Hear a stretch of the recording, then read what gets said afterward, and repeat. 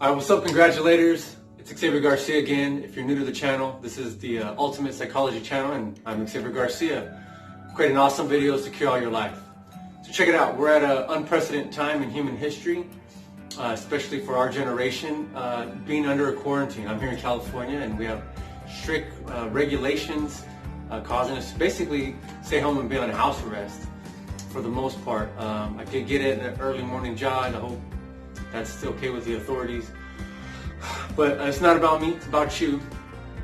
And as we are kind of experiencing this nationwide to one degree of severity or another, and we're only about, at the time of the recording of this video, about 6 days in, it can get more extreme. So depending on the lockdowns, people are paranoid or conspiratorializing about maybe martial law being enforced.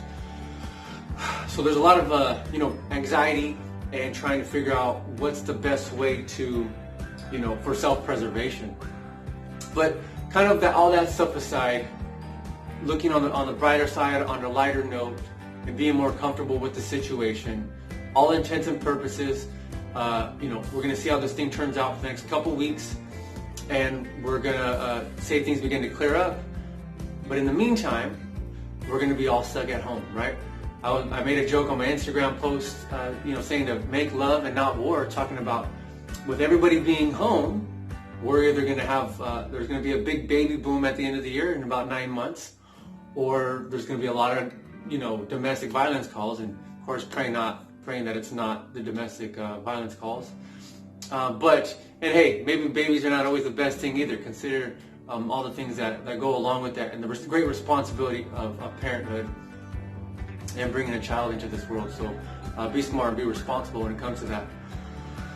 But kind of the premise of this video is to how to make the best out of the situation. So we have to accept the fact that yes, we're on lockdown and we're under quarantine. This is for the public health and safety of ourselves and of the people around us in our neighborhoods, our communities, fellow citizens, and just everyone kind of worldwide. We're kind of watching to see how this new virus, this coronavirus, gets transferred from person to person until we can build up,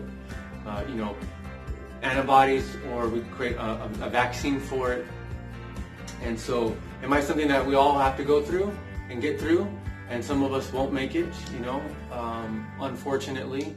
And so, but again, that's on the super stressful side of thinking. But if we are home and these things begin to pan out and it doesn't get as serious or as extreme as some people are predicting that it could be, it may be, we're going to be at home, and so we have to make the best of the situation at home.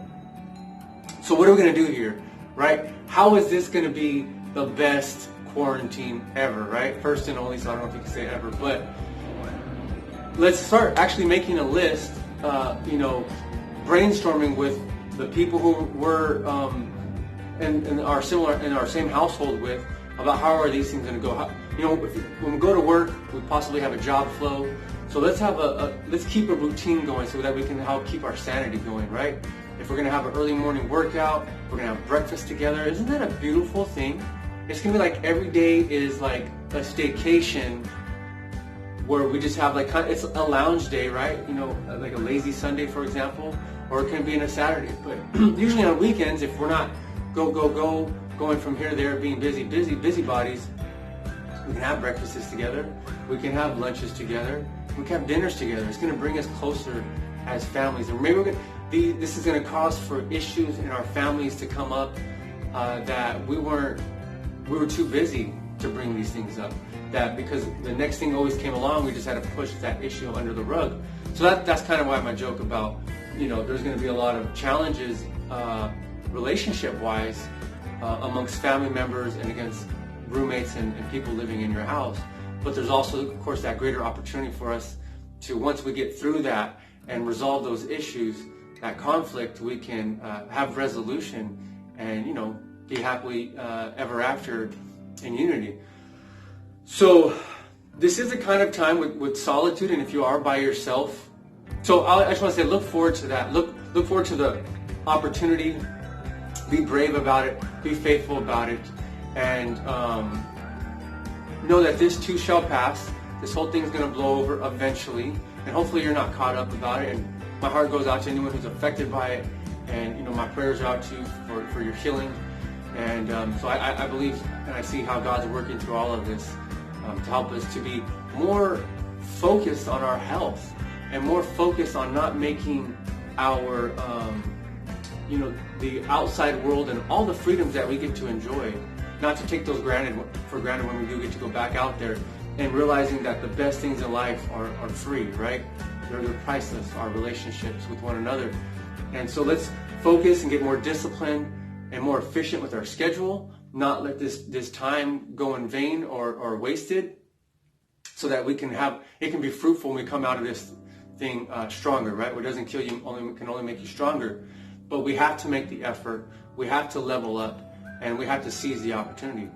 So I'm going to transition here for a moment about maybe for the leaders in the house, or just even if you're single and you're by yourself, you're home alone, maybe you're kind of used to this, or if you're not, because God said that there's it's not good for a man to be alone, and one of the greatest punishments that we have in the prison system is solitary confinement. Now, prisoners, people who have done time, this video is about how to do time, right? And one of the biggest lessons that my dad ever taught me was how to do time. Son, you got to learn how to do time. You got to do time. And I'm like, okay, I got to do time growing up. And then I grew up, and I'm like, I'm an adult now, and I'm like, what do I got to learn how to do time for? Like, I'm not going to prison, right? Because that's a prison statement, right? That's doing your jail sentence.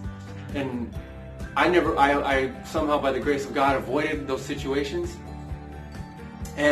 But there was a valuable lesson, a virtuousness about learning how to do time and have patience, that sometimes things are not going to come to fruition or manifest as fast as you want them to. And you have to have a long-range view of your goals, because we're going to spend most of our time in process and in achieving our goals. Right? Sometimes our goals are going to take longer than the timeline or the deadline we set for them. And God's delays are not God's denials.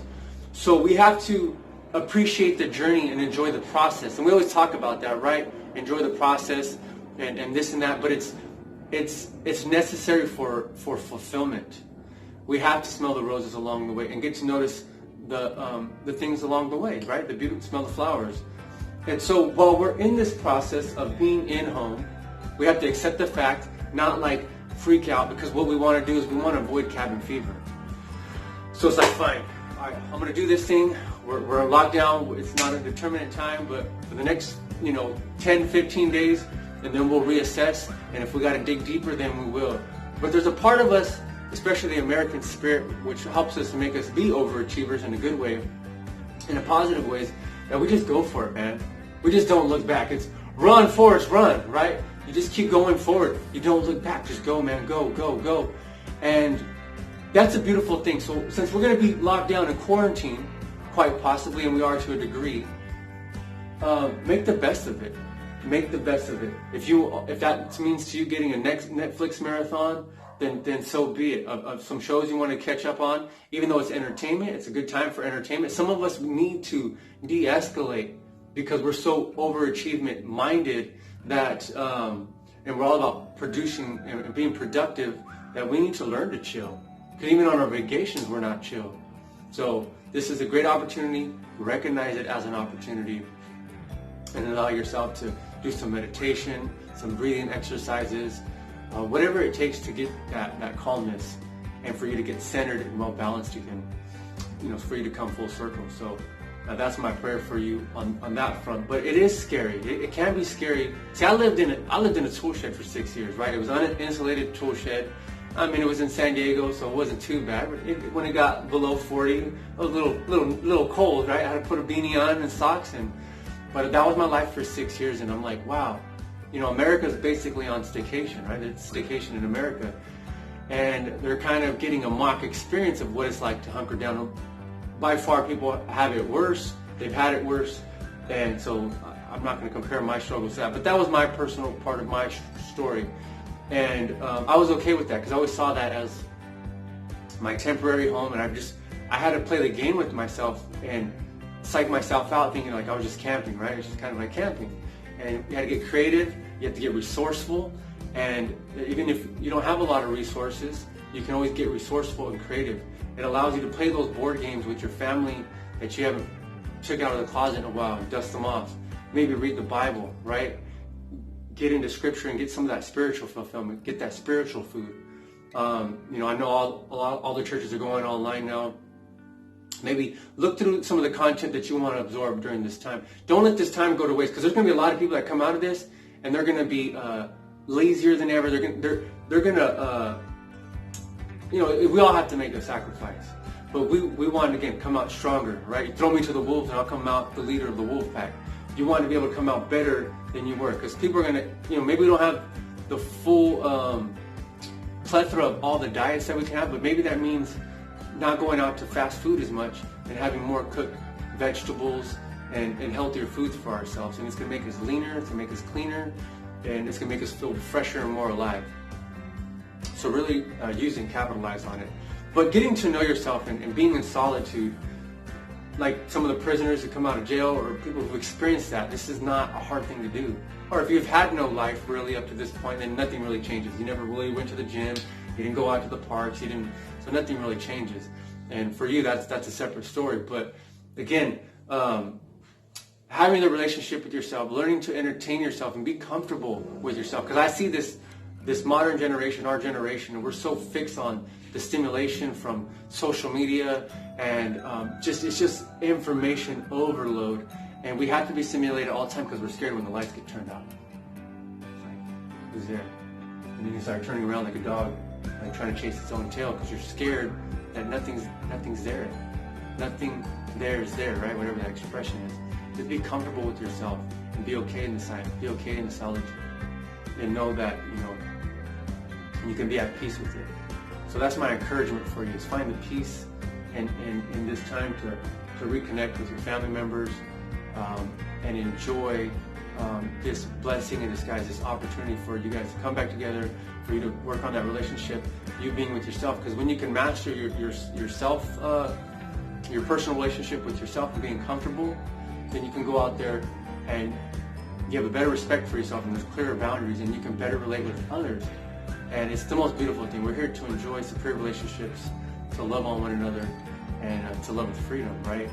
And there's no freedom with our hearts and with our loves if we don't know how to give that to ourselves, if we don't have the self-esteem and the self-love for ourselves, and it all be. And last but not least, this is not a setback, okay? As we said, we're taking this as a blessing in disguise. So find the good in it. If you don't know where it is, keep looking, keep searching, and it'll make itself apparent to you. This is not a setback. This is an opportunity for you to improve yourself even more so. Life is a self-improvement project, and we have to look and take advantage and seize every opportunity that life presents itself as a blessing and as a gift for us to exploit and to seize and capitalize on, for us to come out even stronger. And one cool thing I wanted to share is that I'm talking with a friend of mine, and she's talking about, she was kind of like getting all a little spastic about everything, all the ongoings, and her family's from Croatia, and they came from wartime, and it was like real bad over there. This is her mom and dad, and she's like, her mom was like, you guys are tripping. She's like, you guys still have chips in the grocery stores. Why are you guys freaking out? You don't know what it's like to go through truly hard times. So that helped put her in perspective. So let's please take ourselves in perspective. For the most part, our lives haven't changed that much. They're not going to change that much. Yeah, the school recitals might not be there, and unfortunately some of the people that are graduating, you're not going to get those things, and they're taken away from you. You're robbed of them. You're stripped of them. It's the injustice of it all. Yeah, of course. But your life is more than that. It's bigger than that. So again, let's refocus and reframe and see the blessing in disguise and how to make it so that it's not a loss but a gain. So thank you for watching. Get through this thing. Find the blessing in disguise, the silver lining in the clouds, and you'll come out of this thing with more prosperity and better than before, and being thankful and grateful that you had this opportunity. However, God worked it, or the universe, or the world worked it, or this is working in your favor, and see it as such. So God bless you. Thank you for watching. If you like this video, like and subscribe, share it with someone who could need some encouragement anywhere around the world. God bless you, and thanks for watching again. Xavier Garcia signing out. Love is free.